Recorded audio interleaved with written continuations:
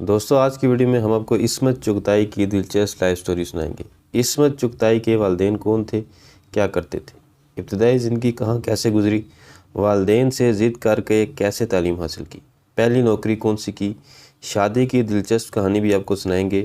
شادی سے پہلے انہوں نے شوہر سے کون سی عجیب و غریب شرطیں منوائیں، ان کے افسانہ لحاف پر عدالت میں کیا مقدمہ ہوا، جج نے انہیں بلا کر کان میں کیا کہا، ان کا آخری وقت کس قسم و پرسی میں گزرا، وفات کیسے ہوئی، مسلمان ہونے کے باوجود انہوں نے اپنی لاش کو جلانے کی وصیت کیوں کی۔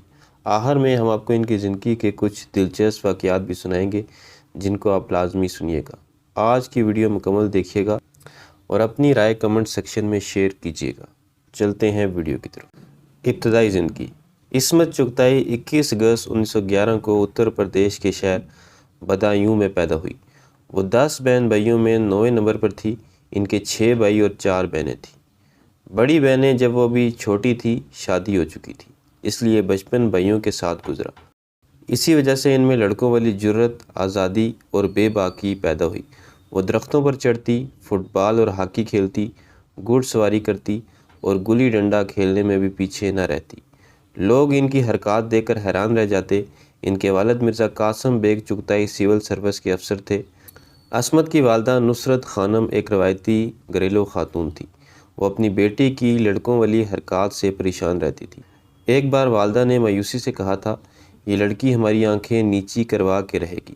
گھر والے چاہتے تھے کہ عصمت گھریلو عورت بنے، سلائی کڑھائی کرے اور گھر سنبھالنا سیکھے، مگر عصمت نے ضد کی اور دھمکی دی کہ اگر اعلیٰ تعلیم نہ دی گئی تو گھر سے بھاگ کر عیسائی ہو جاؤں گی اور مشن سکول میں داخل ہو جاؤں گی۔ آخر کار والد نے ہار مان لی۔ تعلیم اور پہلی نوکری۔ انہوں نے ابتدائی تعلیم آگرہ اور علی گڑھ سے حاصل کی۔ 1940 میں لکھنؤ کے کالج سے BA کیا اور اگلے سال علی گڑھ سے B.Ed کیا۔ وہ پہلی ہندوستانی مسلمان خاتون تھی جنہوں نے یہ دونوں ڈگریاں حاصل کی۔ بھائی مرزا اعظم بیگ چغتائی ان کے مینٹور تھے جن سے انہوں نے لکھنا سیکھا۔ تعلیم مکمل کرنے کے بعد انہوں نے عملی زندگی کا آغاز علی گڑھ میں لڑکیوں کے کالج کی پرنسپل بن کر کیا۔ پھر 1942 میں بمبئی چلی گئی جہاں اسکولوں کی انسپیکٹرس کے طور پر ملازمت کی۔ اسی دوران ان کی ملاقات شاہد لطیف سے ہوئی۔ شادی۔ 1942 میں بمبئی میں ان کی شادی شاہد لطیف سے ہوئی۔ شاہد لطیف علی گڑھ میں MA کر رہے تھے جب ان کی ملاقات ہوئی۔ بعد میں وہ بالی ووڈ کے مشہور ڈائریکٹر اور ڈائلاگ رائٹر بنے۔ عصمت نے شادی سے پہلے ہی صاف صاف کہہ دیا تھا، میں گڑبڑ قسم کی لڑکی ہوں، میں نے ساری عمر زنجیریں کاٹی ہیں، فرما بردار بیوی نہیں بن سکتی، بعد میں پچھتاؤ گے، مگر شاہد لطیف نے ان کی بے باکی کو قبول کیا اور شادی کر لی۔ عصمت چغتائی کی اولاد۔ عصمت چغتائی اور شاہد لطیف کی شادی 1942 میں ہوئی۔ ان کے گھر صرف 2 بیٹیاں پیدا ہوئیں۔ نمبر 1 بڑی بیٹی سیما، پیدائش 1944، وفات 2011۔ شادی۔ ایک ہندو نوجوان نوین سے شادی کی۔ ان کا ایک بیٹا آشیش ہوا جو فلم میکر بنا۔ عصمت آپا اپنے نواسے آشیش سے بہت محبت کرتی تھی۔ سیما نے ماں کی طرح بے باک زندگی گزاری۔ نمبر 2 چھوٹی بیٹی سبرینا لطیف، پیدائش 1951 کے قریب، اب تک زندہ ہے۔ شادی ایک پارسی ڈاکٹر سے کی، وہ بھی ماں کی طرح آزاد اور سیکولر سوچ رکھتی ہیں۔ عصمت آپا کہتی تھی، میری بیٹیوں نے مجھ سے زیادہ بغاوت کی۔ لحاف پر عدالت میں کیس ہوا۔ عصمت چغتائی کا افسانہ لحاف 1941 میں رسالہ ادب لطیف میں شائع ہوا۔ یہ افسانہ ایک ایسی شادی شدہ عورت بیگم جان کی کہانی ہے جس کا شوہر نواب صاحب نوجوان لڑکوں کے ساتھ مشغول رہتا ہے اور بیگم جان تنہائی اور جنسی بھوک میں گل رہی ہوتی ہے۔ آخر کار وہ اپنی نوکرانی کے ساتھ ہم جنس پرستی کا رشتہ جوڑ لیتی ہے۔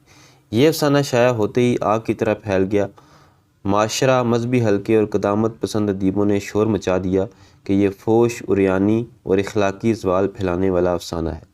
1944 سے 1946 میں لاہور ہائی کورٹ میں پھانسی کا مقدمہ درج ہوا۔ اتفاق سے سعادت حسن منٹو کے افسانہ بو پر بھی ایک ساتھ مقدمہ چلا۔ پولیس وارنٹ گھر آیا تو خاندان میں بھونچال آ گیا، اس لیے شاہد لطیف سے شادی ٹوٹتے ٹوٹتے بچی۔ عدالت میں کیا ہوا؟ عصمت اور منٹو دونوں عدالت پیش ہوئے۔ گواہان نے کہا کہ یہ افسانہ اچھی گھرانوں کی لڑکیوں کے لیے نقصان دہ، مگر عصمت کا دفاع بہت ہوشیار تھا۔ انہوں نے کہا کہ افسانے میں کوئی صریح فوش لفظ نہیں ہے، سب کچھ اشاروں اور بچوں کی نظر سے بیان کیا گیا ہے۔ جج صاحب نے کہا کہ لحاف فوش نہیں، البتہ منٹو کی تحریروں میں غلاظت زیادہ ہے۔ آخرکار دونوں بری ہو گئے۔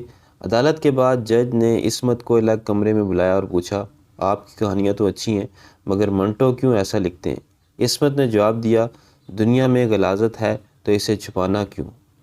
آخری وقت۔ عصمت چغتائی کے آخری دن 1980 کی دہائی کے آخر سے شروع ہوئے، جب انہیں بھولنے کی بیماری لگ گئی۔ یہ وہ دور تھا جب ان کی یادداشت دھیرے دھیرے کم ہو رہی تھی، لکھنے کا کام تقریباً بند ہو چکا تھا اور وہ بمبئی کے اپنے گھر میں خاموشی سے زندگی گزار رہی تھی۔ 24 اکتوبر 1991 کو بمبئی میں ان کا انتقال ہوا۔ عمر تقریباً 80 سال تھی۔ عصمت نے مرنے سے پہلے وصیت کر رکھی تھی کہ انہیں دفن نہ کیا جائے بلکہ جلایا جائے۔ وہ قبر کے اندھیرے اور مٹی کے بوجھ سے بہت ڈرتی تھی۔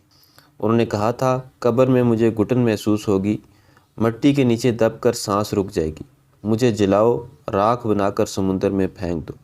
اس وصیت کے مطابق ان کی لاش کو برقی شمشان میں نظر آتش کر دیا گیا۔ بیٹی سیما اور نواسے نے ان کی راکھ کو گیٹ وے آف انڈیا کے قریب سمندر میں پھینکا۔ جنازے میں بہت کم لوگ تھے۔ بیٹیاں، نواسا، ڈاکٹر دھرم ویر بھارتی اور چند قریبی دوست۔ نہ نماز جنازہ، نہ کوئی مذہبی رسم، بالکل سیکولر اور ان کی مرضی کے مطابق۔ کچھ لوگوں نے تعریف کی کہ یہ بغاوت ہے، کچھ نے تنقید کی کہ مسلمان ہونے کے باوجود جلانا کیسا، مگر عصمت کی بیٹی سیما نے بعد میں بتایا کہ ان کی والدہ سیکولر تھی اور ری برتھ پر یقین رکھتی تھی۔ ان کی خود نوشت کاغذی ہے پیرہن اور آخری انٹرویوز میں بھی قبر کا خوف واضح ہے۔ آخری ایام میں وہ کہتی تھی، مرنے کے بعد مجھے سمندر میں پھینک دو تاکہ مچھلیوں کا کانٹا بن جاؤں اور کسی بڑے بھاشن دینے والے کے گلے میں پھنس جاؤں۔ دلچسپ واقعات۔ نمبر 1، آئس کریم والا زبردست واقعہ۔ ایک دن بچے آئس کریم کے لیے رو رہے تھے اور ضد کر رہے تھے۔